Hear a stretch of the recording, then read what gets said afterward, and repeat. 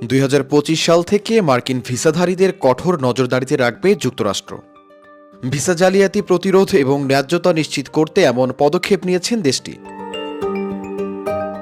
Visa জালিয়াতি ঝুঁকি কমানোর উদ্দেশ্যে মার্কিন নাগরিকত্ব এবং অভিবাসন পরিষেবার মান উন্নয়ন করতে 2025 সালে H-1B ভিসা অর্থাৎ বিশেষ পেশায় নিয়োগের ভিসা পাওয়ার চূড়ান্ত নিয়ম ঘোষণা করেছে যুক্তরাষ্ট্র।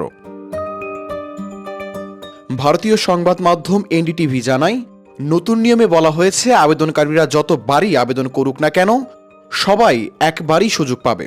2025 সাল থেকে ইউএসসিআইএস জালিয়াতি প্রতিরোধ এবং ন্যায্যতা নিশ্চিত করতে সুবিধাভোগীদের আবেদন আলাদাভাবে বাছাই করবে।